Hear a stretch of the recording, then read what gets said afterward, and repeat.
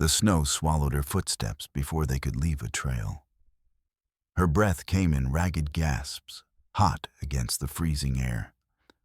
Blood matted her hair, streaked down her temple. She staggered forward through the howling wind, boots barely holding to the ice-crusted ground. At her side, a lean dog growled into the storm, hackles raised, body tense. Not far now. Lights ahead. A cabin. Safety, or the last place she would ever see. Then she collapsed. 2 weeks earlier, Brennan didn't expect company. That was the point. His cabin sat 30 miles off the nearest road, wedged between a frozen lake and a forest that hadn't seen a hiker in months. It wasn't a place people found by accident. That suited Lucas just fine. He liked the quiet, needed it. Inside the cabin, the fire hissed in the cast-iron stove. A battered medical kit sat open on the table, its contents untouched. Lucas stood by the window, mug in hand, staring into the gray afternoon. His beard was thick, his hair overgrown. He hadn't shaved in weeks. He didn't feel like a man anymore. Not really. Just a shadow of the one who had held a screaming child in his arms as smoke filled the nursery. The tea had gone cold. He drank it anyway. Then the phone rang. A landline. Emergency use only. Lucas froze, mug halfway to his lips. Only 3 people had that number, and 2 of them were dead. He picked up. "This is Brennan." "Lucas, it's Maggie," came the voice of the local shelter volunteer. "I wouldn't call unless I had to." He exhaled slowly. Maggie had a good heart, but she knew his rules. "What happened?" "There's a dog here. Been here a while. She's different. Not easy, not friendly, but smart. Too smart. She's shutting down." Lucas pinched the bridge of his nose. "Maggie. She's a Belgian Malinois. Failed her search and rescue certification by a hair. One mistake. The trainer dumped her at the shelter and walked away. I think she'd do better with someone like you. Someone quiet. Someone broken." Lucas flinched. Maggie didn't mean it cruelly, but it landed like a slap. "Don't do this," he said. "She has 2 days, Lucas." A long silence followed. "I'll come by tomorrow." The shelter smelled like bleach and sorrow. Lucas kept his hands in his pockets, shoulders hunched against the fluorescent lighting. Maggie led him past rows of kennels, barking, whining, scratching. "She's in the back," Maggie said. "We had to separate her." Lucas raised a brow. "Aggressive?" Number just too still, too alert, like she's waiting for something. When they reached her kennel, Lucas stopped. The dog sat with military precision, legs tucked, ears high, golden brown coat unmarred except for a small scar near her flank. Her eyes, a piercing amber, locked onto his. She didn't move, didn't bark. Lucas crouched. "Hey," he said softly. She tilted her head, just a little, then stood and walked to the bars. Maggie watched them with her arms folded. "She hasn't done that for anyone." "What's her name?" "Sadie." He nodded slowly. "Let her out." Maggie hesitated, then opened the latch. Sadie walked out, no hesitation, no fear. She approached Lucas, sniffed his coat, and sat beside him like she'd always been there. "She picks her people," Maggie said. "Looks like she picked you." Back at the cabin, Sadie explored in silence. She didn't sniff every corner or bark at the stove. She simply mapped the space with her eyes, then curled near the fire as if she belonged. Lucas watched her from the kitchen. "I don't do pets," he said aloud. Sadie blinked at him, then closed her eyes. He poured kibble into a bowl, filled another with water. Placed them down. She ate slowly, without the desperation he expected. "Fine," he muttered. "Stay a while." Outside, the wind began to howl. Snow fell harder. And miles away, Emily Vance crawled out of a ravine, her ankle twisted, her gloves torn. Somewhere nearby, a scream echoed. A man's voice. Her brother's. She staggered to her feet, and Sadie, sleeping by the fire, stirred. A low whine escaped her throat. Lucas didn't notice. But something had shifted. Something was coming. The storm had not let up. Lucas Brennan stood at the threshold of his cabin, the old wooden door creaking behind him as he stared out into the storm that had swallowed the forest whole. Wind howled through the trees like a wounded animal, and snowflakes the size of moths drifted sideways in the gale. Sadie stood beside him, ears high, body taut. She hadn't moved from his side since they'd carried the woman inside. Emily. She had passed out from exhaustion and cold the moment she collapsed on his porch. Her coat had been torn, blood smeared across her cheek, hands trembling with more than just the cold. Lucas had wrapped her in every dry blanket he had, started a fire, checked her pulse, cleaned her minor wounds. And now she slept. Deeply. Like someone who hadn't rested in days. Sadie kept glancing toward the door. Lucas looked down at her. She's safe. The dog didn't blink. Inside, the small cabin flickered with warmth from the fireplace. The heat barely pushed back against the bitter chill seeping in through the logs. But it was enough. Emily lay on the battered old couch, her red hair a stark contrast to the pale beige blankets wrapped around her. Her breathing had evened out hours ago, but Lucas still checked her every so often. A lifetime as a paramedic left habits that wouldn't break. When she stirred, it was slow. A twitch of the fingers, a wince, then a jolt. She sat up fast, panic flaring in her eyes. "You're safe," Lucas said immediately, standing from the table where he'd been carving strips of dried meat. "You're in my cabin." Emily's eyes darted around the room, landing on Sadie, who had come to sit at her feet. "The dog?" she whispered. "She led me here." Lucas raised an eyebrow. "You know her?" "No, but she found me. I think she saved my life." Lucas nodded slowly. "That's Sadie. She has a habit of doing that." Emily's shoulders sagged. A tremor passed through her. Then her jaw tightened. "Where am I exactly?" "About 30 miles from the nearest town. No roads. Closest people are a few trappers south of the ridge." She blinked, the weight of isolation hitting her. "I need to get back." "Not tonight. Storm's closing everything down. You'd freeze before sunrise." Emily stared at the fire, her lips pressed tight. Lucas didn't push. He went back to his table, slicing the last of the meat. Sadie lay down between them, her eyes switching from one human to the other like a silent mediator. "Why are you out here?" Emily finally asked. Lucas didn't answer right away. He folded the strips of meat into a tin and set it aside. "Why are you?" he countered. Her eyes narrowed. "I asked first." He gave a half smile, humorless. "I like silence." Emily scoffed. "Bullet, no one likes this kind of silence unless they're running from something." Lucas didn't respond, didn't flinch, just looked at her. Eventually, Emily sighed. "I'm looking for someone. My brother, Brennan. He went missing about 3 weeks ago.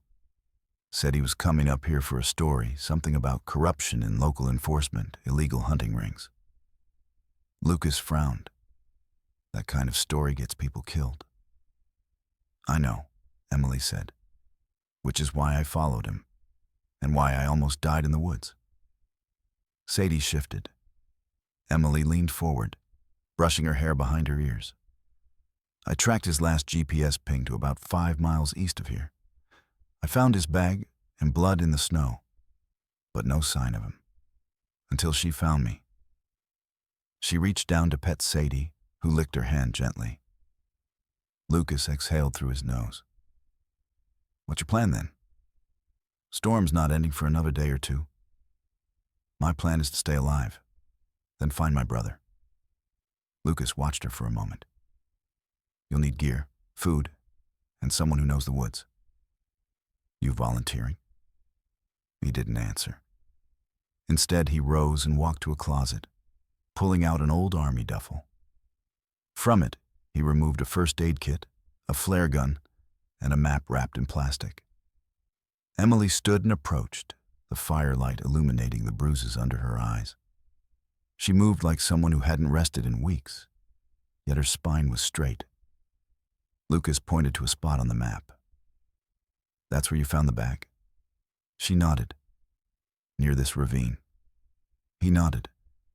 We wait out the storm, then we go. Sadie knows the area. Emily looked at him. Why help me? Lucas hesitated. Then he looked at Sadie, who was watching them intently. Because she brought you here, and she doesn't make mistakes. They settled into an uneasy truce over the next few days. The storm pounded the cabin with relentless force. Lucas taught Emily how to light the wood stove, how to make jerky, how to spot the signs of frostbite. She absorbed it all quickly, hands learning even when her mind seemed lost in worry. Sadie became their bridge. She followed Emily everywhere, tail swaying low, protective. Emily whispered to her when she thought no one was listening. Sadie listened like she understood every word. Lucas noticed things. Emily never mentioned her parents. She flinched when thunder cracked overhead. She never once cried. He remembered grief like that. Silent, suffocating. On the third night, Emily found Lucas outside, chopping firewood. I owe you. No, you don't. You could have let me die. Lucas split a log clean in two. She wouldn't have allowed it. Emily looked at Sadie, who sat nearby, silhouetted against the snowy woods. What's her story? Lucas paused. She was a search and rescue trainee, failed the program. Too sensitive, they said. She ended up in a shelter. I wasn't looking for a dog, but we found each other. Emily nodded, her voice soft. She's not a failure. Neither are you. The words surprised them both. Lucas turned back to his chopping. Emily didn't respond, but she stayed. When dawn broke 2 days later, the sky was clear. Snow glittered like crushed glass. The world was still. Lucas strapped his pack. Emily checked the flare gun. Sadie circled them both, nose twitching. They stepped into the wild. Together. The morning after Emily's sudden arrival, the storm had slackened to a lazy drift of powdery snow, casting a quiet, dreamlike hush across the landscape. But inside the cabin, the air was anything but peaceful. Lucas moved stiffly, the burn of tension still in his shoulders.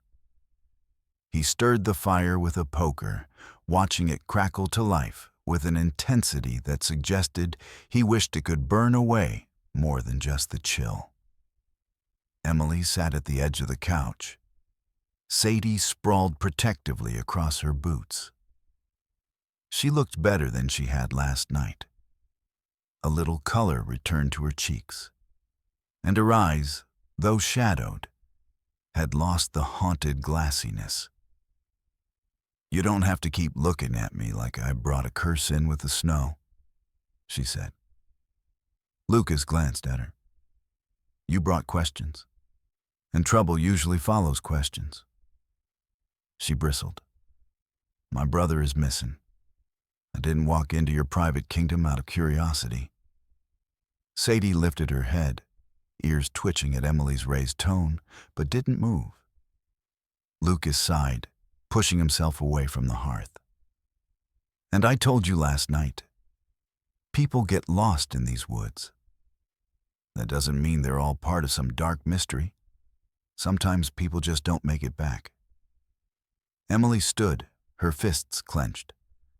Brandon's not some people. He's smart, prepared, and he always checks in.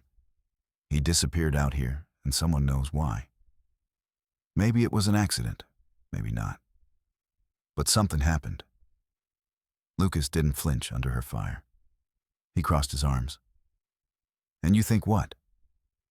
I'm hiding him in my woodshed? I don't know what to think. Not yet. But you live out here, you know this land. You know who comes and goes?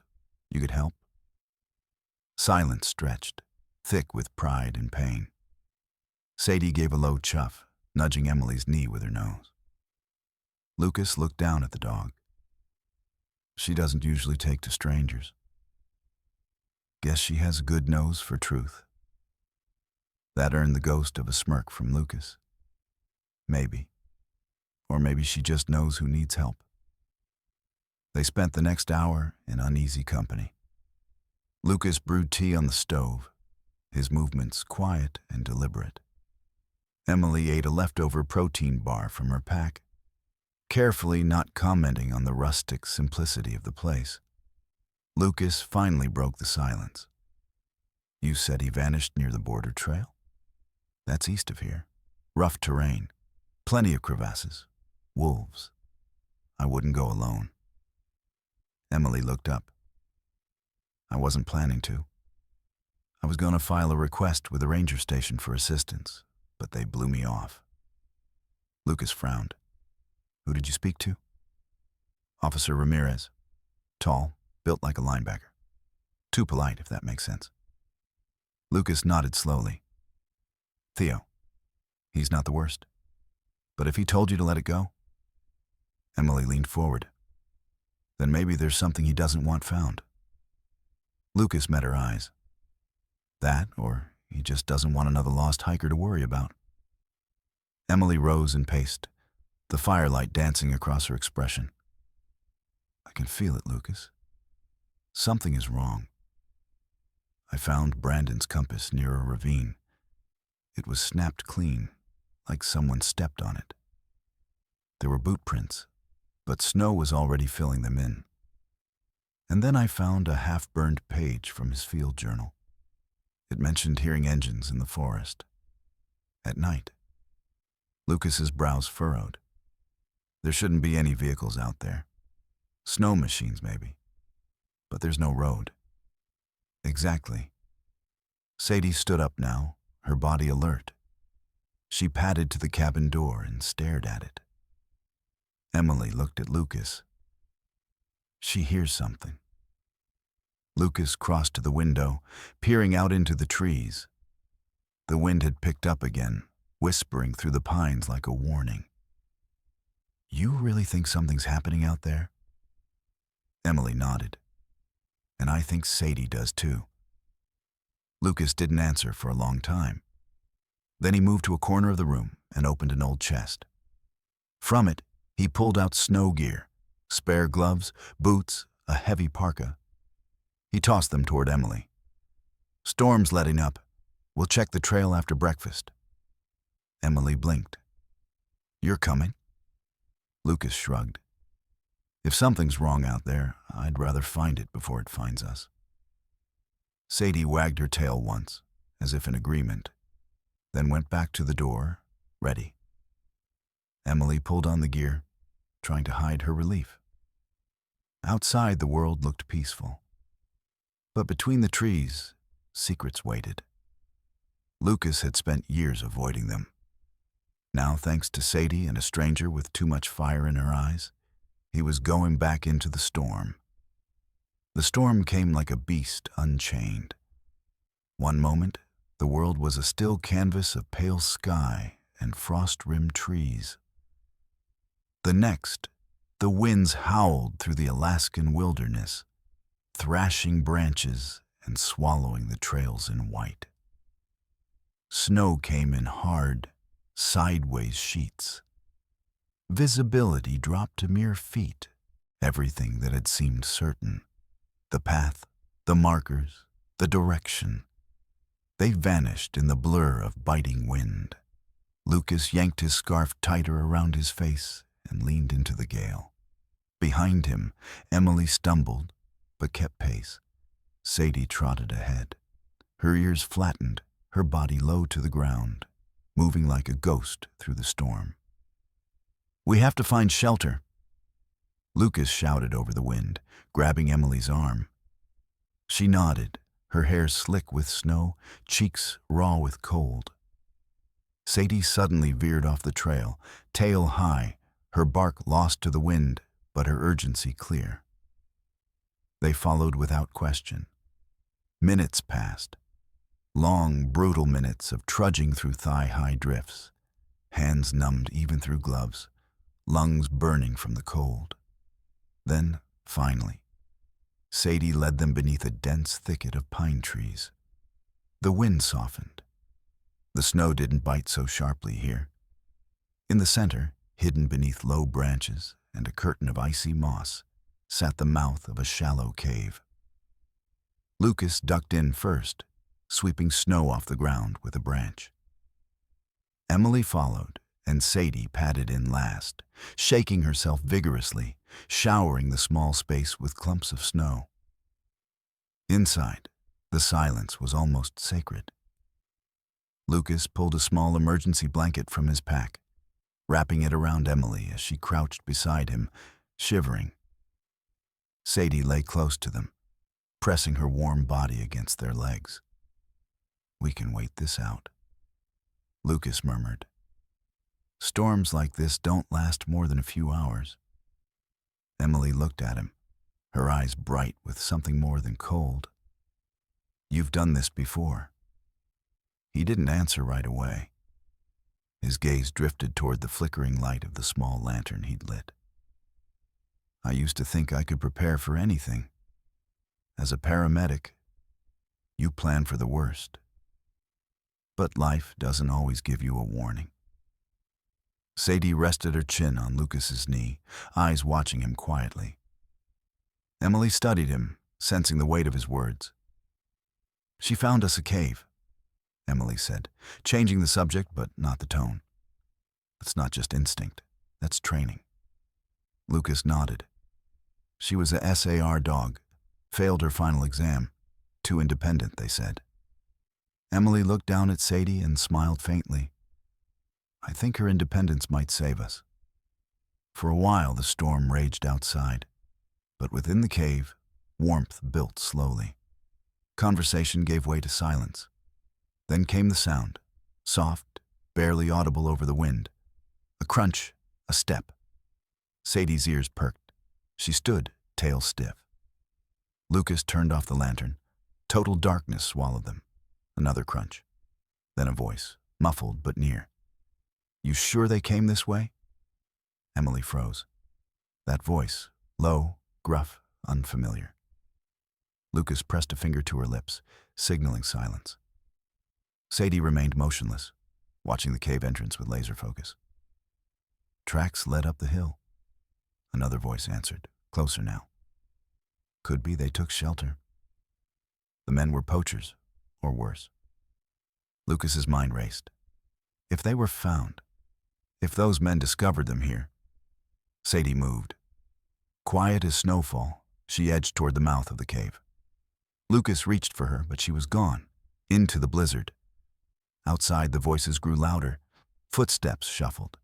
Then, a howl, short, piercing, not from pain, but alarm. A man cursed. "What the hell?" Barking, snarling, snow being kicked up in a frenzy. The two men shouted, a shot fired. The sound echoed like thunder, but Sadie didn't yelp, didn't cry. Lucas grabbed Emily. "Run, now!" They burst from the cave into the white chaos. The wind punched them, but they pushed through. Lucas led, turning sharp, trying to follow no obvious trail. Emily's breaths came in ragged gasps, but she didn't fall behind. Sadie reappeared like a wraith beside them, her coat dusted with snow, mouth flecked with blood. but not hers. She led the way again, sprinting ahead, pausing to make sure they followed.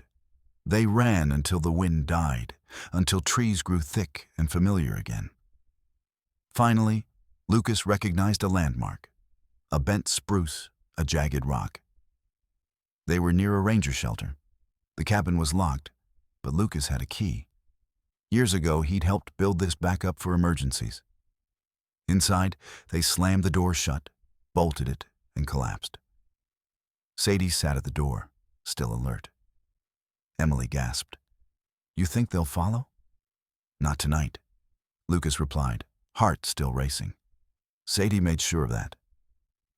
Sadie finally lay down, chest heaving, eyes never leaving the door. Lucas reached for her, his hand trembling slightly as he stroked her back. "Good girl," he whispered. It was the first time he'd said it without hesitation. Emily sat beside them, glancing between the man and the dog. The walls that had held them both apart, brick by brick, were starting to crumble. Outside, the storm passed. Inside, something stronger than the wind had begun to rise. Trust. The snow had thinned to a dull flurry by morning, falling in gentle spirals that blurred the jagged outlines of the trees. Emily huddled inside the cabin near the stove, arms wrapped around her knees. Her fingers trembled, not from the cold, but from what she had seen the day before. The marks on the tree, the buried tarp, the unmistakable scent of something vile under the frozen earth. Lucas stood by the window, eyes fixed on the trail Sadie had followed, as if expecting answers to rise from the drifts. He hadn't spoken much since the discovery, but there was a tightness to his jaw that said more than words. Sadie was restless. Pacing the doorway, nose twitching at the draft, she let out a soft whine. Her body moved with purpose, like a wire pulled taut with instinct. Something else was out there. Something close. Emily stood, her voice hoarse. "We have to go back." Lucas turned sharply. "Not without a plan. We have no idea what we're walking into." "That tarp?" "That wasn't just junk. There was blood, a lot of it. And Sadie wouldn't have led us there unless it mattered." Lucas hesitated. His survivalist instincts waged war against the urgency in Emily's tone. Sadie moved to the door again and pawed at it. Then she let out a low, sharp bark, not frantic, not playful, commanding. Lucas sighed. "Grab your gear." They moved cautiously through the woods, Lucas taking point with his hunting rifle slung over his back. Emily behind him clutching a flashlight and a thermos of warm tea. Sadie led the way, weaving through snowbanks like a golden arrow, every footstep deliberate. They passed the tarp again. Lucas paused, crouching near the frozen bundle.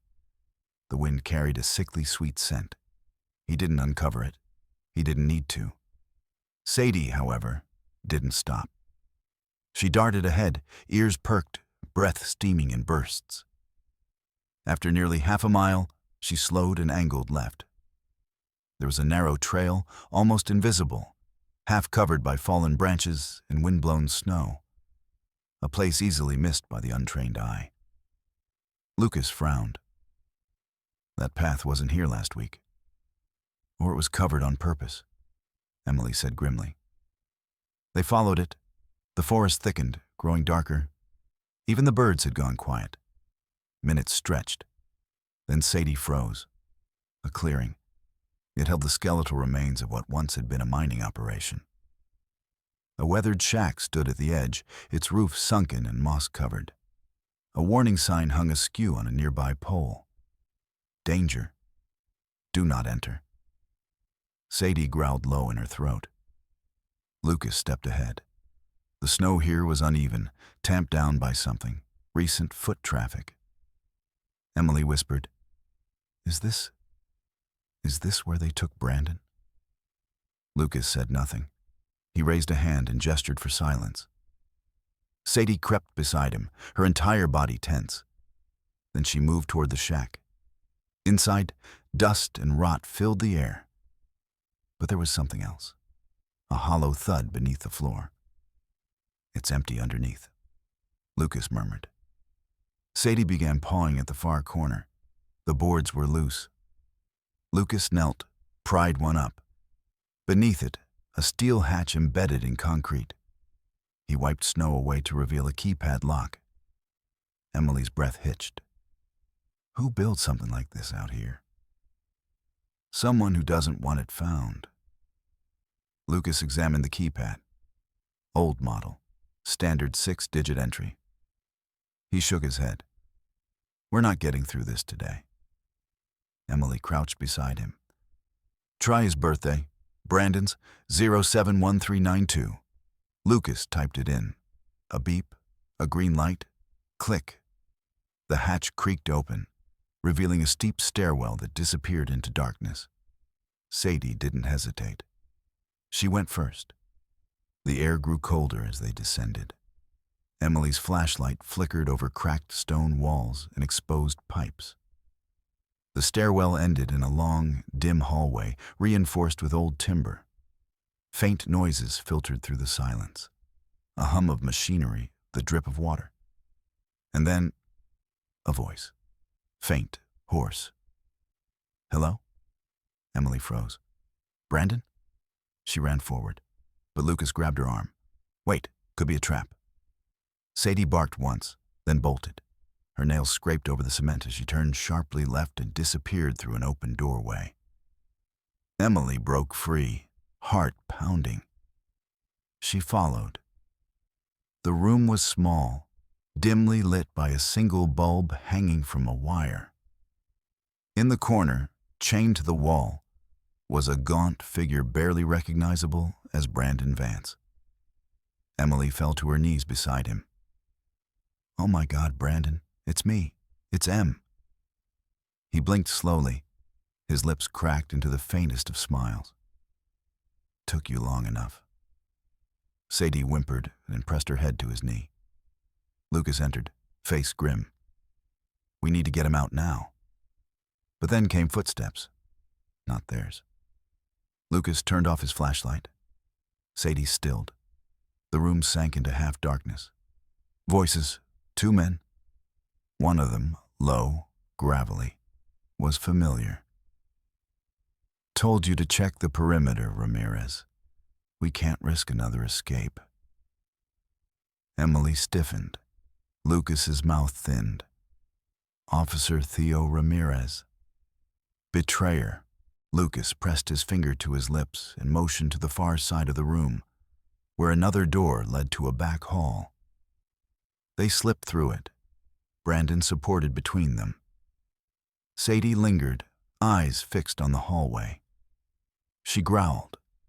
Then she lunged. Ramirez opened the door and was met with 60 pounds of fury. Sadie collided with his chest, knocking him to the ground. She snarled, teeth bared, pinning him with the weight of raw instinct. He scrambled, reaching for his weapon. Lucas fired a warning shot into the air.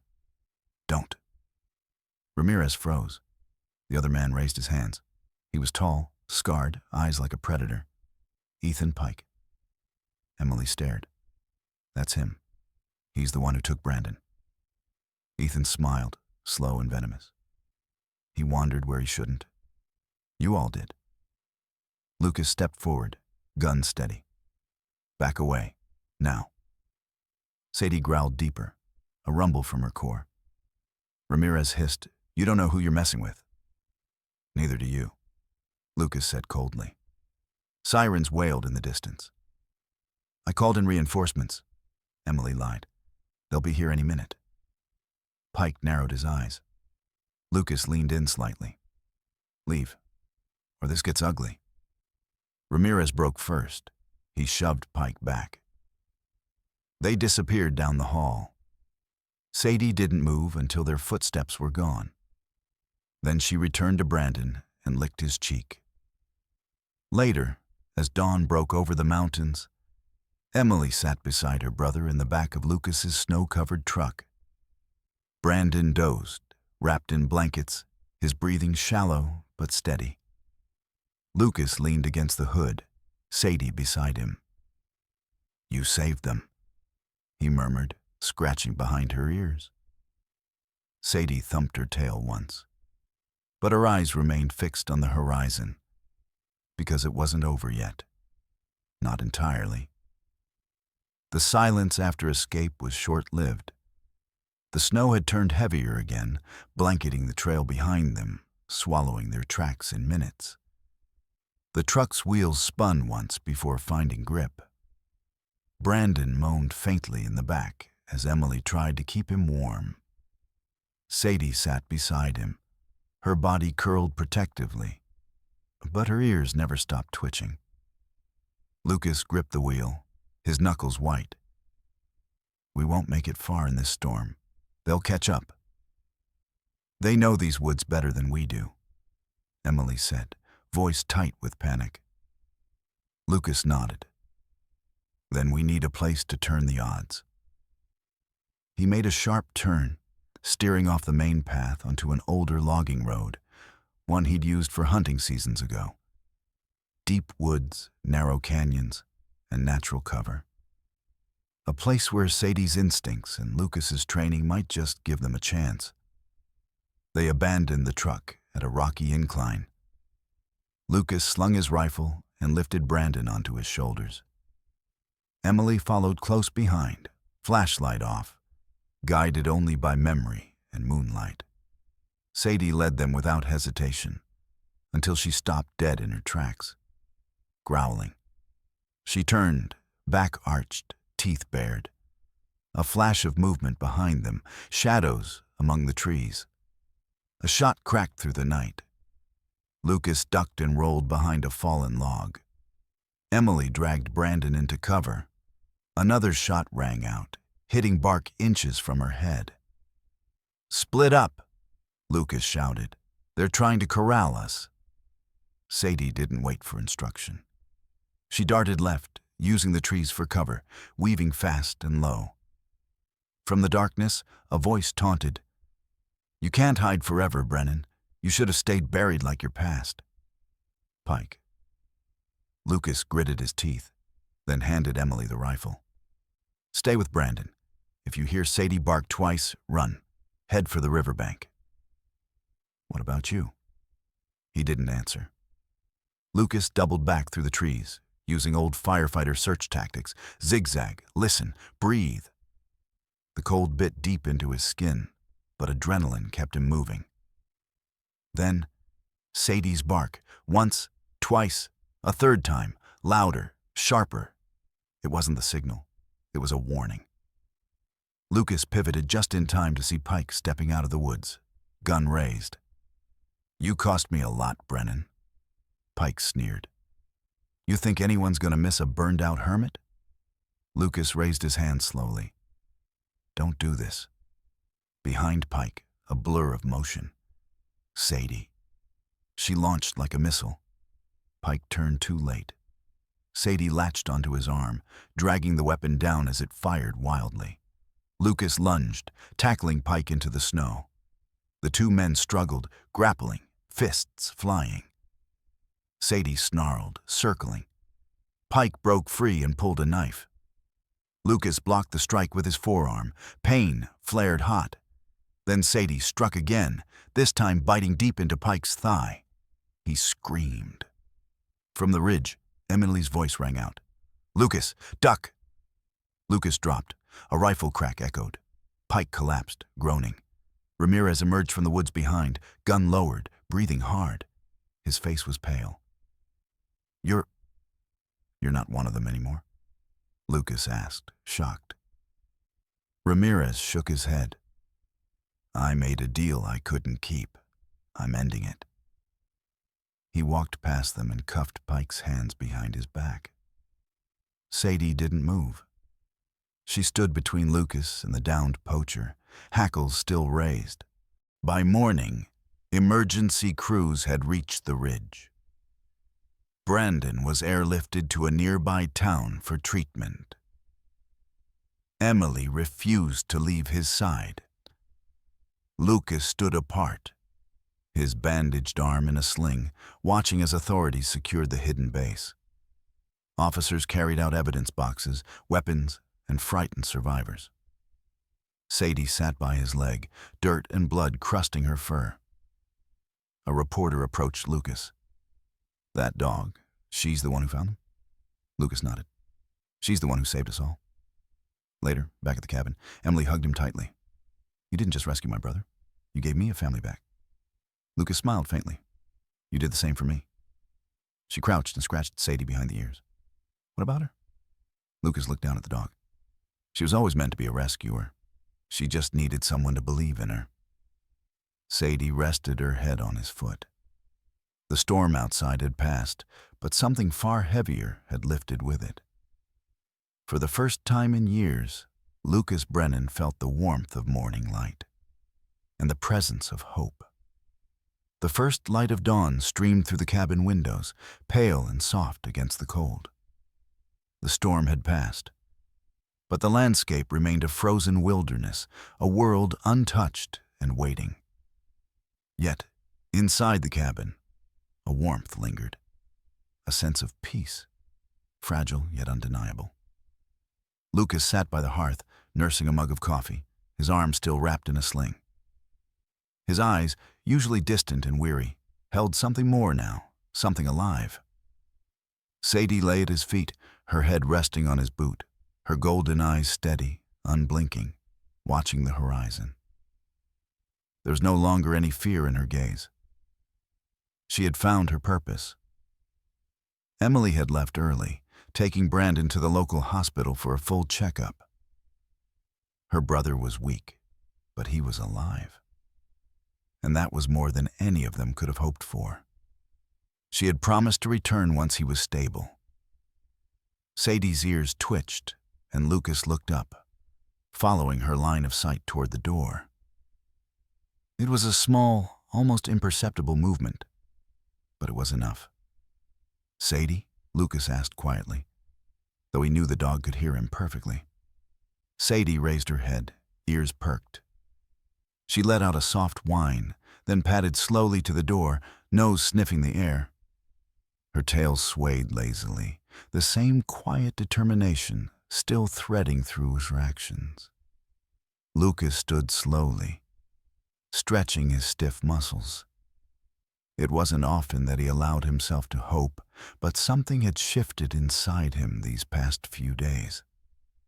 The thought of staying alone in this cabin, surrounded by ghosts, felt wrong. The silence, once a comforting companion, now seemed oppressive. He opened the door. The cold outside rushed in, sharp and biting, but something more welcomed followed. The sound of crunching snow, the unmistakable shape of someone walking toward him. Emily's figure emerged from the trees, her movements deliberate. But there was something new in her posture, something strong, grounded. Her face was flushed from the cold, but there was a lightness in her eyes, the first true warmth Lucas had seen in her since they'd met. And beside her was Brandon. His limp was slower, less pronounced than it had been the day before. He smiled at Lucas, a small but genuine gesture. His eyes, too, held a sense of peace that had not been there when he'd been found. Just a hollow shell of a man in chains. "Thought you might like to know," Emily said as she stepped closer. "Brandon's going to make it. He'll need some time to heal, but he's strong. Stronger than he gives himself credit for."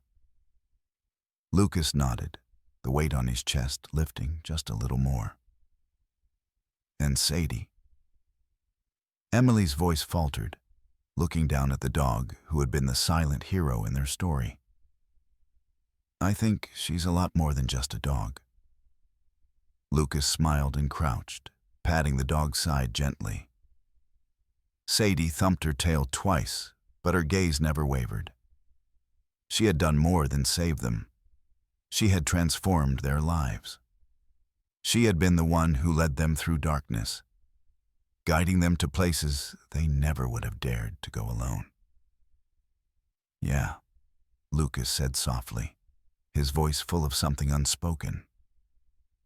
"She's more than just a dog."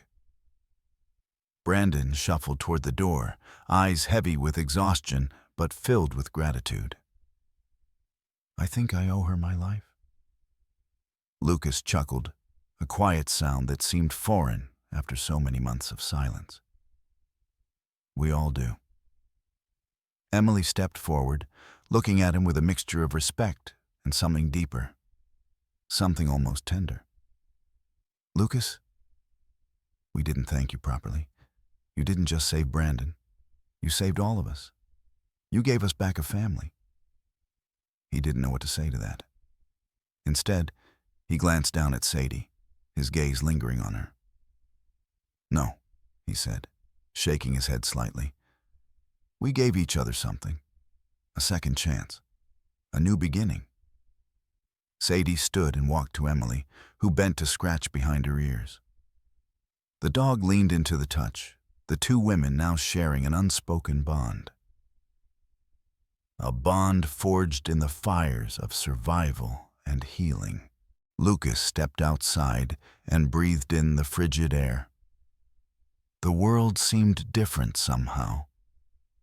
The towering trees no longer felt like barriers between him and life. They were part of it. The snow, so cold and biting, no longer felt like isolation, but a connection to something far greater. The distant hum of the world, far away beyond the frozen mountains, was calling to him, the warmth of community, of shared purpose. "I think it's time," Lucas said, more to himself than to anyone else. Emily looked at him, curious. "Time for what?" "To move forward," Lucas replied, with a hint of a smile tugging at his lips. "To finally leave the past behind and step into whatever comes next." Emily's smile was faint, but genuine. She understood, maybe even more than he did. There was something about this place, this shared experience, that had healed something inside both of them. And as long as they had each other and Sadie, they would be okay. Brandon, now leaning on the truck for support, gave a small thumbs up. "I'll visit. Just, not as often as I've been here, all right?" Lucas chuckled again. "It's all right. You'll always be welcome here." And then, the four of them, Lucas, Emily, Brandon, and Sadie, stood together, overlooking the mountains, the wilderness that had both separated and united them. For the first time, Lucas didn't feel the weight of the past on his shoulders. He felt light, like the snow drifting around them. He felt free. "Sometimes," Emily said softly, "heroes come in unexpected forms." Sadie let out a contented sigh, curling back onto the porch, resting her head on her paws, eyes half closed. And for once, there was no fear of what was to come. Only the quiet assurance that they were together, and together they would survive, no matter what. If this story moved you, if you felt the weight of every heartbeat, every step through the snow, and the power of unspoken loyalty, don't let it end here. Like the video. Share it with someone who believes in second chances. And if you want more stories where courage lives in unexpected places, subscribe and stay with us for the next chapter.